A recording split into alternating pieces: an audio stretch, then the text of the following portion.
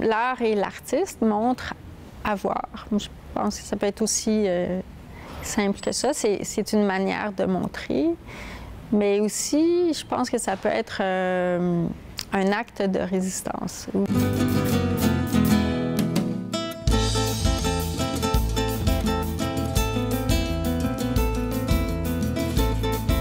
Cher public, soyez les bienvenus à notre belle activité et notre belle émission, l'art et la créativité. Et donc, je reçois aujourd'hui Sandra Tannous. Est-ce que je viens prononcer ton nom, oui, Sandra? Oui, c'est super. Merci d'être là. Ça fait plaisir. Et donc, qu'est-ce que tu nous as apporté comme objet fétiche? J'ai eu un peu de mal à faire un choix, alors j'ai eu 3 choix. Ah, tu as 3 choix. Voilà. On va les montrer bien comme il faut tantôt, mais bon, tu peux déjà nous donner un avant-goût. C'est quoi? Alors, c'est un bouquin qui s'appelle « Le système des objets » que j'ai découvert à mes débuts. Puis c'est un livre qui traite justement de toutes les variations de considération de l'objet dans le milieu de l'être humain. Puis ça a ouvert beaucoup de choses dans ma conscience, dans ma compréhension de la matière, puis de l'objet dans mon travail. C'est Jean... De Jean Baudrillard, oui. OK. Puis c'est un peu un livre qui m'a accompagnée jusqu'à aujourd'hui, toute ma vie. Oh, wow! C'est vraiment un livre fétiche à quelque part. Oui. OK. Puis sinon, je pensais à... J'ai amené un maître aussi, ça c'est une règle. Puis c'est parce que ma façon de travailler, bien, je suis sculpteur principalement, tu sais, c'est le premier médium que j'ai choisi. Puis pour moi, l'échelle, la mesure des choses, c'est quelque chose qui est vraiment au cœur de mon travail, entre autres.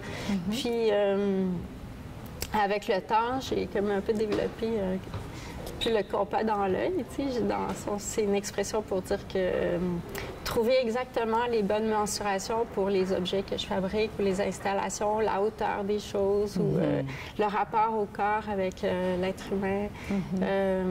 Parce que je traite de ça, justement, je pense par exemple, je sais pas, une poignée de porte, tu sais, quand tu te mets à côté d'une porte, la poignée, elle tombe presque dans la main. Elle est tellement bien placée, elle a tellement la bonne forme que même si tu ne sais pas c'est quoi une poignée, peut-être tu vas quand même la tourner. C'est un peu dans l'idée de mon travail. J'essaie d'avoir quand même toujours les bonnes mesures. De précision, pour avoir l'interaction avec le visiteur, puis le projet. Et l'autre, est-ce que tu en avais un autre? L'autre, c'est ma caméra. Qu'on va voir plus tard. Oui, c'est ça, qui est juste à côté. Puis c'est un peu, c'est un peu un outil de travail. Je prends beaucoup de photos qui ne sont pas nécessairement utilisées, mais qui font partie de ma réflexion, ma recherche, mon processus. Puis, je sais pas, il y a... Mais des fois, on sait pas, il y a quelque chose qui nous interpelle, puis on prend une photo. Après, on la regarde en lien avec les autres éléments qui nous intéressent, qui font partie de la recherche. Puis des fois, de là peut naître des pistes plus profondes qui étaient comme un germe, des fois, quand on attrape une image comme ça en passant. Puis c'est ça. Puis je fais aussi de la vidéo. Puis, donc, l'objet, en termes de sens, de symbole aussi, ça peut être utilisé. L'objet photographié peut être utilisé. C'est un témoin de ce quelque part de ce qu'on vit, des moments présents quelque part, quand tu prends la photo, par exemple, n'est-ce pas? Oui, bon, tu nous as déjà comme glissé un mot, commencé à glisser un mot. C'est qui Sandra, c'est une artiste visuelle, donc paysagiste aussi. Architecte paysagiste. Vidéaste. Et land artiste. C'est quoi une land artiste? Bien, le land art, c'est des interventions qui sont plutôt à l'extérieur, qui utilisent principalement des matières organiques, naturelles, issues de la nature. Puis, donc, c'est des projets à l'extérieur. Donc, c'est un espace ouvert. C'est quand même des paramètres assez différents de travailler en galerie dans un cube blanc, ou d'abord à l'atelier, mais en prévision d'exposer en galerie. Puis, c'est ça, en tant que paysagiste aussi, je trouve que dans cet espace-là, je peux vraiment ouvrir mon dialogue sur l'environnement, pas l'environnement écologique, mais l'environnement comme l'espace extérieur, le paysage, puis mes propos en art qui sont plus liés à l'être humain, c'est comment les objets qu'il fabrique, leur utilité, comment il utilise son environnement, comment il l'organise, comment il organise sa vie à travers tous ces objets. Voilà. Comment il l'intègre. Oui, il faut dire que tu as étudié donc ici à l'université, donc à plusieurs, donc à Laval. Tu as fait ton bac en art visuel. Oui, à l'université Laval à Québec. Puis j'ai fait aussi un échange interuniversitaire à Bourges, en France. À Bourges, c'est ça que j'aimerais que tu me parles s'il y avait quoi là. Oui, c'est ça. Ça, c'était important quand même. Ça a beaucoup influencé mon travail. Comme je m'intéressais aussi à l'histoire de l'être humain, mettons, des années médiévales jusqu'à aujourd'hui. Très intéressant, oui. Bien, le fait d'étudier dans une ville médiévale... Quelle chance, mon Dieu! Avec des archives aussi très généreuses. Puis l'école m'a permis d'accéder à plein de choses. Hein? Oui.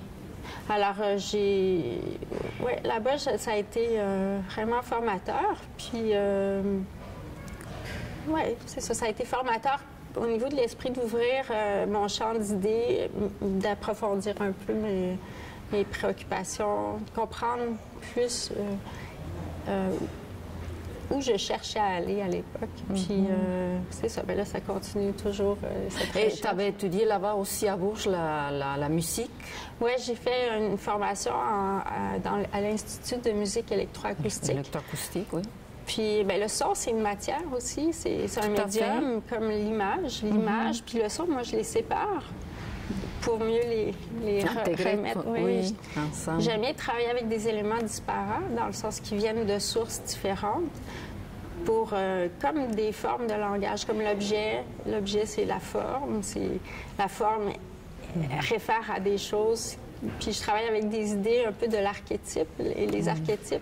Des formes qui existent dans l'inconscient humain, qui sont un peu universelles le plus possible. J'essaie d'avoir un peu d'avoir cette vision un peu de synthèse à la fin dans un projet. Là. Mais c'est un travail justement de condenser, de synthétiser plein de pistes qui sont épurées. Oui, exactement. Oui. Et c'est ça qui fait une richesse dans ton travail, parce que c'est complet, mais en même temps, c'est épuré, c'est bon. Tu sais? On sent cette richesse aussi que tu as comme artiste. Et tu as étudié aussi donc, à l'UQAM, les dessins? En revenant au Québec, après la France, j'ai fini mes études à Québec en art. Puis après, je suis partie à Montréal. Puis là, j'ai étudié encore un peu en art dans quelques cours avec quelques professeurs particuliers. Puis après quelques années de pratique, en 2016, j'ai eu des cours en design de l'environnement. C'est ça. C'était une formation, c'était la description de la faculté correspondait en tout point à une façon que j'avais de voir mon travail en sculpture. C'était parce que l'environnement, moi, je faisais des objets, mais qui évoquaient l'environnement. Je voulais que mes objets évoquent d'où je les avais sortis, en quelque sorte. Je voulais en parler indirectement. Puis le design de l'environnement, c'est ça, c'est aussi la conscience de l'espace, le rapport entre le corps et l'objet, ou le rapport entre le corps et son environnement. C'est très important pour toi aussi, n'est-ce pas? Oui, dans ton travail. Alors, cette formation-là a pu me permettre d'aller continuer à faire des recherches dans ce sens-là. Puis... à l'Université de Montréal aussi, tu avais fait des études? Après ça, à l'Université de Montréal. Après le design environnement, je suis allée en architecture de paysage. Puis là-dedans, j'avais aussi des intérêts de recherche, plus un volet un peu métier, un travail rémunérateur. Je me disais que j'avais autant d'énergie à travailler dans un espace jardin que dans un atelier, puis que c'était une façon que je me voyais bien vieillir avec ce métier-là, comme architecte paysagiste, créer des jardins, des environnements plus verts. Puis, les gens, inspirez-vous, là. Oui. Alors, c'est ça. Puis là, je pense que quand même en architecture de paysage, il y a des choses aussi qui ont teinté mon travail en art, dans l'art conceptuel, contextuel. C'est les points de vue. Comme souvent dans mon travail, je peux proposer des angles de vue, des points de vue. Puis ça, c'est vraiment des choses que j'ai développées avec l'art des jardins.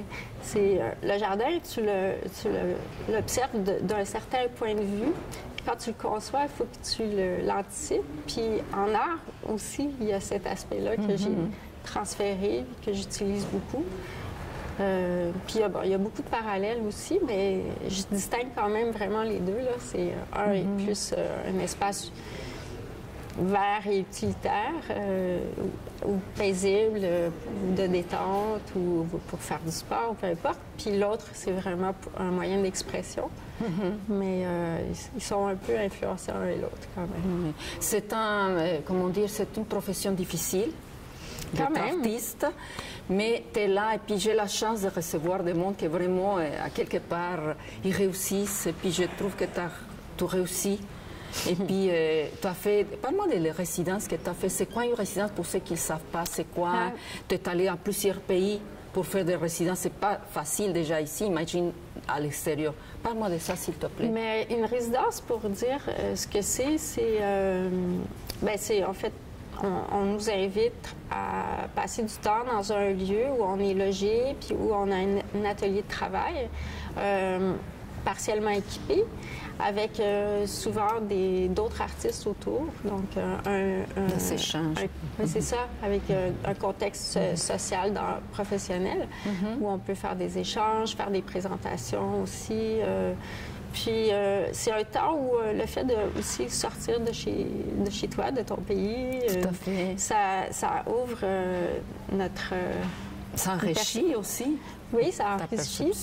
Puis le fait de sortir, on voit des fois mieux. Ça nous permet d'avoir un recul sur ce qu'on fait, ce qu'on cherche, puis de renouveler des fois les pratiques. Ça peut être un espace-temps pour réfléchir ou pour travailler, mais en général, moi, je me suis toujours vue travailler parce que c'est une opportunité. En fait, on est à la Maison de la Culture, donc il y a beaucoup de passages et tout ça, mais c'est ça qui enrichit l'émission aussi, ici.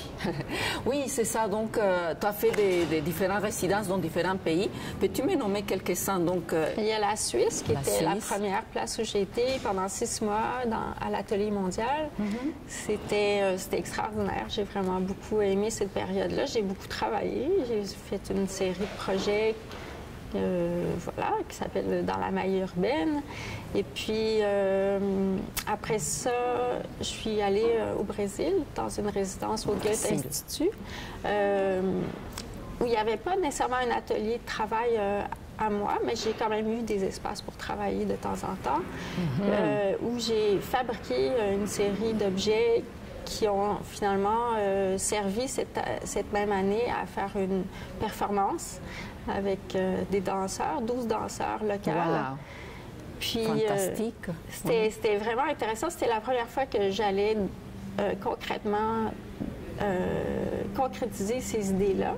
J'y avais déjà pensé avant, mais je n'étais pas encore prête. Et puis, ensuite, je suis revenue au Brésil une dernière fois, l'année d'après, pour présenter mon travail, parce que c'était un travail engagé. Donc, c'était dans le contexte de... le Forum social mondial qui avait été l'année précédente à Montréal, puis l'année suivante qui était à Salvador de Bahia, où j'avais fait ma résidence l'année d'avant. Alors, c'était un moment parfait pour présenter mon travail dans la galerie du Goethe Institut.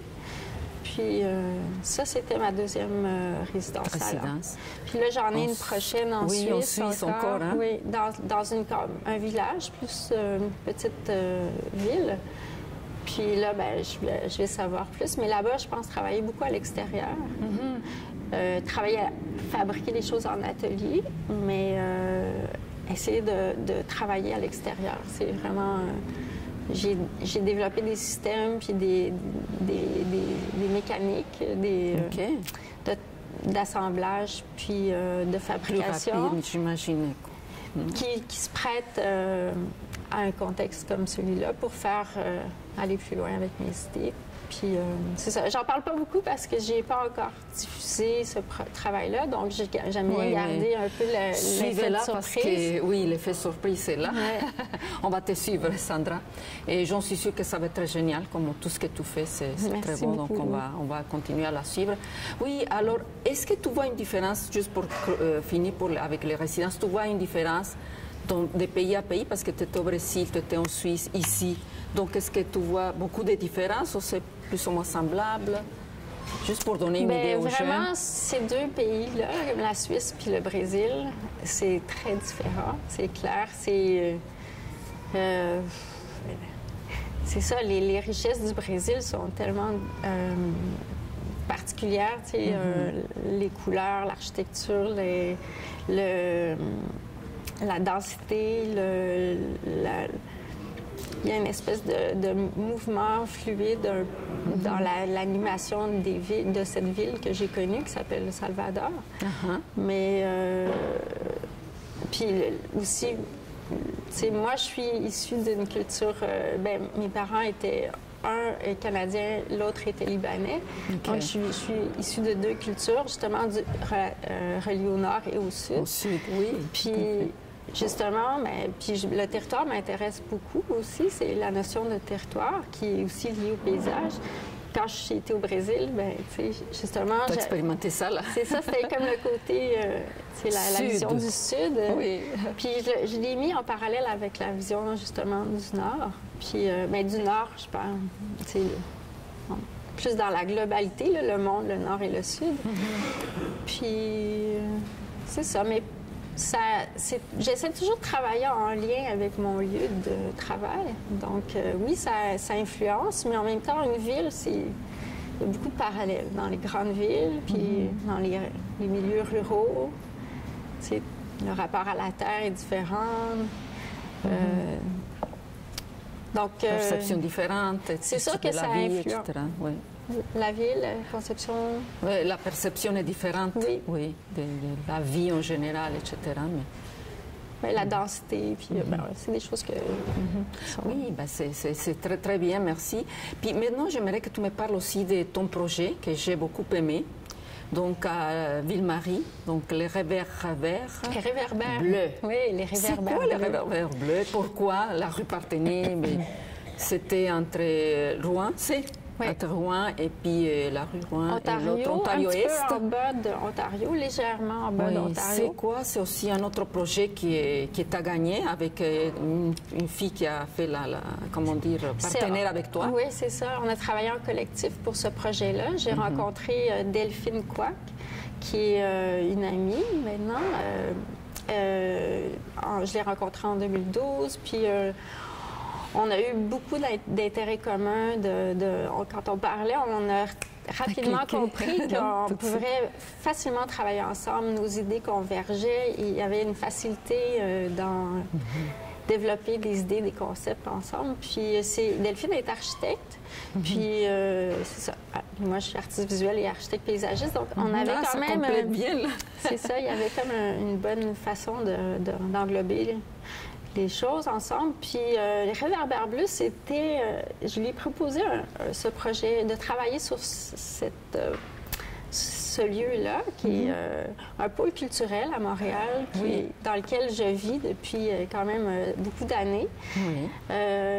Et j'ai connu beaucoup de gens qui travaillent dans les ateliers qui sont situés entre Rouen et Ontario, donc dans le Chat des artistes, la coop Les Arts où j'habite, puis le Groover Building, où j'ai déjà loué un atelier aussi, puis je connais quand même des gens dans chaque édifice.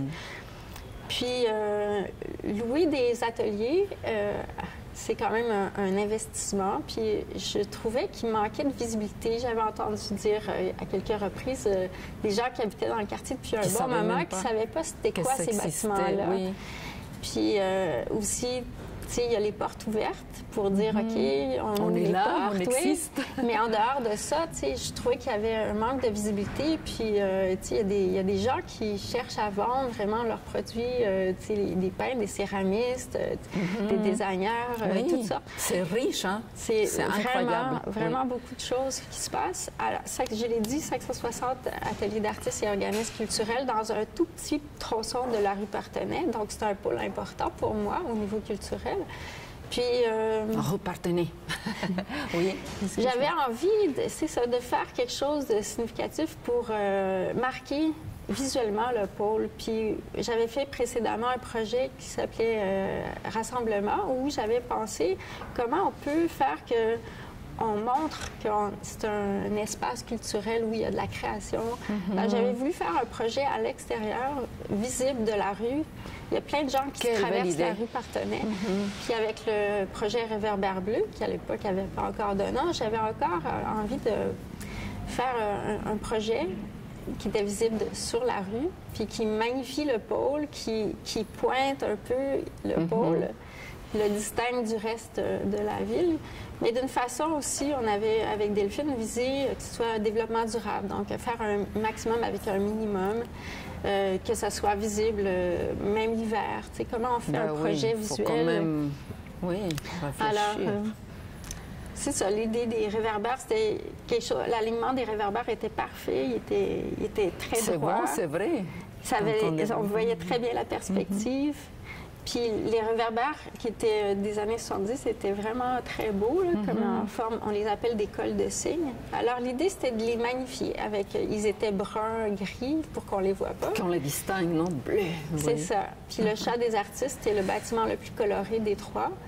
Puis alors, c'est ça, on a choisi le bleu pour créer comme une unité visuelle sur tout le tronçon. Puis on a créé des panneaux pour chaque édifice qui ont été installés sur les réverbères ou à côté, qui identifiaient le bâtiment avec le site web, qu'est-ce qu'on y fait, puis d'écrire en une ligne le projet. Avec une signature visuelle aussi dans le graphisme, qu'on a emprunté un peu au réverbère, qui avait un style rétro. Puis la couleur aussi, les bancs pour donner un espace de socialisation devant chaque édifice, près de la porte d'entrée. Donc, pour encourager. Comment vous êtes accueillis? Venez nous voir. C'est ça. Donc, c'était simplement ça. Puis c'est un projet très simple, mais structurant. Puis on se dit que si on fait un premier geste, après, bien, les gens du milieu culturel vont s'accaparer cette signature-là, la couleur peut-être, à travers leur graphisme, leur promotion. Il peut y avoir d'autres éléments qui s'ajoutent sur la rue avec le temps. Puis, comme pour la virée, il y a des bannières qui ont été faites, qui utilisent en partie le bleu. Donc, dans la communication, c'est une façon d'être visible, je pense, pour la culture de ce quartier. C'est très bien parce qu'il faut signaler qu'il y a beaucoup d'artistes incroyables et ils sont tous regroupés dans un petit espace, quand même, un espace quand même. Et il faut, comme tu dis, les voir, il faut savoir que vous existez, que vous êtes là. Et comment il y a tellement de créativité dans cet espace, c'est incroyable. Dans cet ancien quartier industriel où il y avait beaucoup d'ateliers, d'espaces de travail pour les industries textiles, souvent à l'époque. C'était beaucoup des industries textiles dans le quartier qui ont fermé tranquillement une à une. Ça a libéré des locaux. Les artistes cherchaient des locaux justement dans le genre. Et c'est des choses créatives que tu as apportées avec justement tes cofondatrices, donc des coopératives Les Arts. Oui, c'est ça. On a eu le plaisir d'inviter aussi Pierre, qui est un des cofondateurs. Pierre qui? Pierre, le photographe Pierre. Jean-Pierre. Oui, Jean-Pierre, excuse-moi. Jean-Pierre. Oui. Donc, parle un petit peu, glisse un petit peu. Jean-Pierre, je pense qu'il est fondateur. Lui, il était là au début. Moi, je suis cofondateur. Je suis arrivée la 15e. On est une trentaine d'artistes. Il y a 30 logements. Plus une résidence du Calque. On loue un appartement-atelier au Calque. Très intéressant, ça, oui. Puis... donc, la question, c'était... Non, c'est ça, pour juste compléter, que vraiment, t'apportes, tu t'impliques. Tu es dans la coopérative depuis combien d'années? Depuis 2002. vois, c'est quand même... C'est juste pour dire, j'aimerais comme souligner que tu es très impliqué, c'est très important d'être comme artiste aussi, déjà comme personne, comme citoyen normal, d'être impliqué dans sa communauté, mais comme artiste encore plus, je trouve. Parce que tu apportes tes, comment dire, tes couleurs, mais aussi tu englobes les couleurs avec les restes des artistes de la communauté. Donc, et je pense qu'à travers l'art, on avance, une société avance aussi, d'une manière pacifique, n'est-ce pas? Donc, ça, je te lève mon chapeau aussi pour ça, pour la coopérative, et que tu es là. Tu es impliquée aussi à la Voix des Faubourgs? La Voix culturelle des Faubourgs, oui. J'ai été sur le conseil d'administration pendant 7 années. 7 années, oui, c'est quand même beaucoup. Puis là, dernièrement, c'est ça, c'est des mandats de 7 ans de toute façon, mais je me suis retirée dernièrement. J'avais beaucoup de choses à faire déjà aussi de ton côté comme artiste. Oui, mais c'est un comité qui a justement le mandat de valoriser et promouvoir la culture du quartier Sainte-Marie et Saint-Jacques, tout ce qui est à l'est du quartier des spectacles. Puis, donc, ça me préoccupait aussi. Alors, j'avais... Puis, il y avait une question aussi, l'espace urbain, le territoire, tu sais, je trouvais qu'il y avait quand même... eux, ils ont été porteurs du projet Réverbère Bleu qu'on a déposé à la ville. Donc, il y a aussi eu un partenariat avec Voix culturelle. Puis, non, mais je pense que c'est... Je sais pas. Je pense que c'est un peu une façon de toucher, tu sais, pour être heureux, je pense qu'il faut être en lien avec son environnement.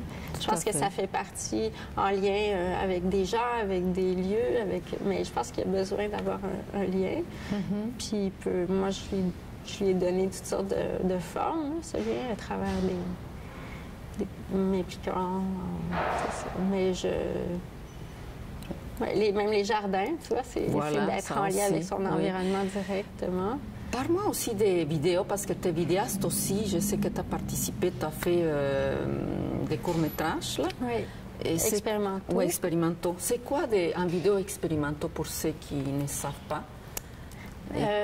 Comment on a décidé? Le cinéma.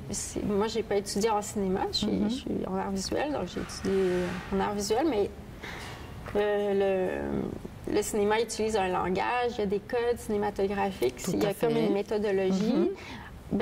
En expérimentation, c'est plutôt...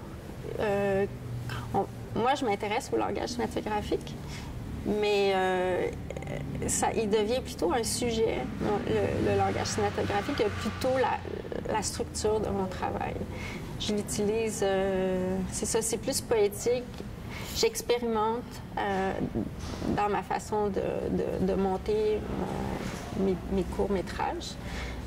Puis dans mes thèmes aussi, c'est ça, c'est plus poétique, je sais pas, des témoins de présence ou...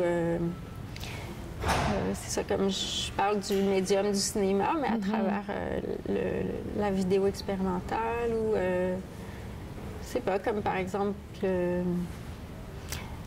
dans un des projets, j'essayais de trouver comment on rend captif le spectateur. Parce que dans le cinéma, tu sais, les spectateurs sont habitués de suivre l'ordre des choses, puis les codes du langage cinématographique sont devenus très clairs pour les utilisateurs.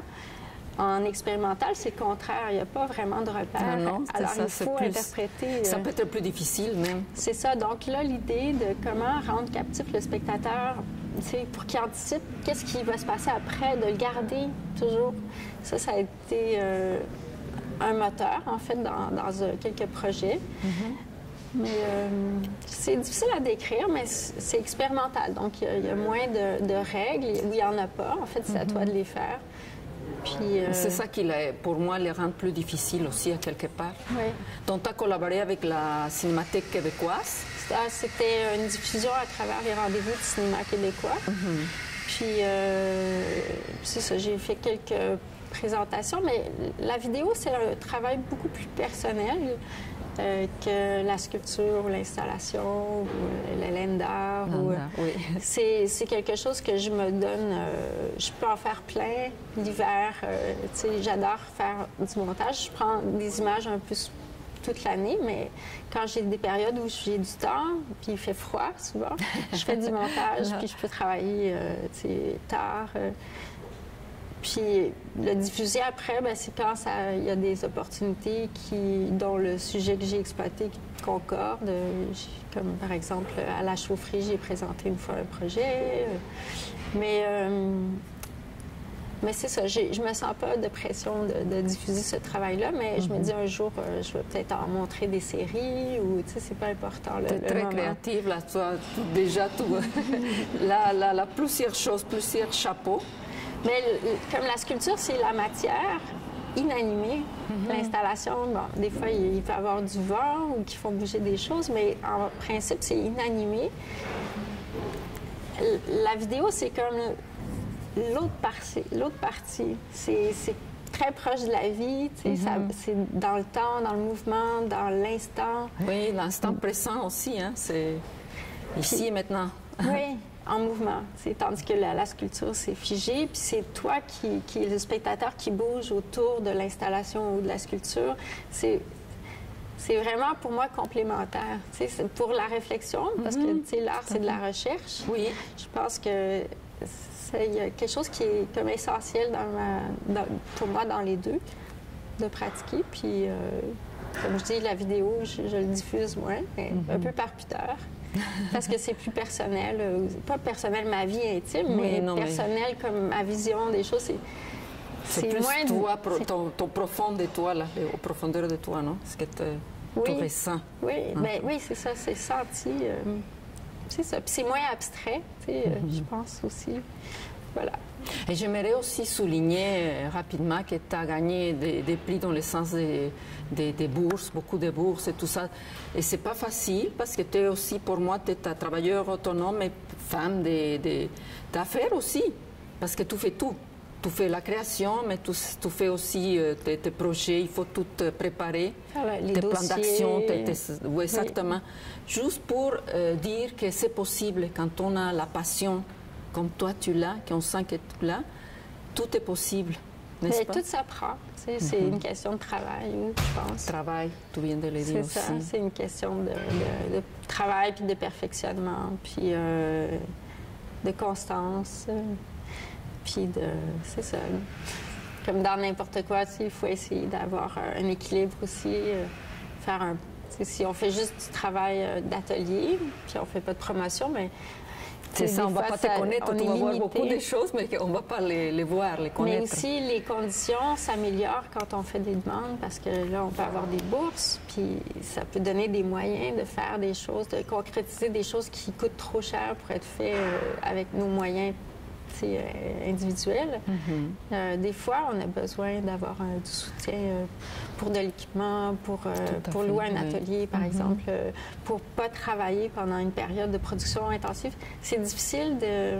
Moi, j'ai toujours... je suis travailleur de saison, alors c'est sûr que j'ai plus l'hiver de libre, mais je l'ai choisi parce que je trouve ça difficile de donner 2 heures par jour à quelque chose, puis après ça, changer de chapeau, puis me mettre à faire pas, mes plans d'aménagement paysager ou travailler pour la coop ou pour autre chose. Quand on veut faire de la création, des fois, ce qu'on a besoin, c'est pouvoir passer comme une semaine sans arrêt où tu fais juste ça, tu dors, tu manges, puis tu réfléchis, tu avances, tu produis, tu testes, tu vas acheter des matériaux, tu assembles, c'est ça. C'est-à-dire, entre guillemets, tu ne travailles pas, mais tu travailles quand même, tu prépares des choses déjà, les bases, que bon, c'est les semences, tu commences à les préparer, faire des choix pour après les semer, puis avoir des fruits là, que tu as. Bah, écoute, le temps file vraiment. Et j'aimerais, avant que ça finisse, est-ce que tu aimerais dire quelque chose que tu aimerais souligner avant qu'on finisse, avant que je te pose la dernière question? En général, je ne sais pas, que tu aimerais partager avec le monde par rapport à tes projets? J'espère présenter quelque chose prochainement, mais il n'y a pas de date ou de rien de planifié encore, mais Tout est la possible. question, oui, c'est ça. La question, elle me fige un peu, alors je ne sais pas vraiment. Je pense que non. Non, ok. Pour l'instant, ça écoute, j'aimerais te remercier. Merci à toi. Et avant de finir, j'aimerais que tu me dises c'est quoi dans 100 mots, comment tu décrirais, c'est qui Sandra Tannous?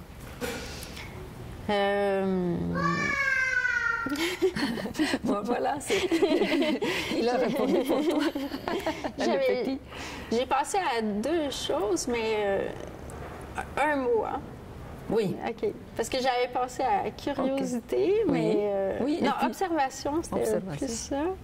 Puis, mais sinon, j'avais un mot que j'aimais bien, c'est un mot banal, oui. mais si on l'ouvre, c'est formation. Dans formation, il y a le mot forme. Puis dans le mot formation, veut dire donner forme. Oh, puis okay. moi, j'aime vraiment cette idée-là. Je trouve ça, c'est simple, c'est tout simple, mais c'est vraiment beau. C'est donner une forme à quelque chose. Alors, je trouve que ça me décrit un peu dans un sens de mon aspect artiste. Là. Voilà. Ah bah voilà, merci beaucoup Sandra, c'est un plaisir. Je te souhaite une belle continuation. C'est réciproque. Et puis merci chers spectateurs et spectatrices. Je vous souhaite bonsoir ou bonjour et à la prochaine.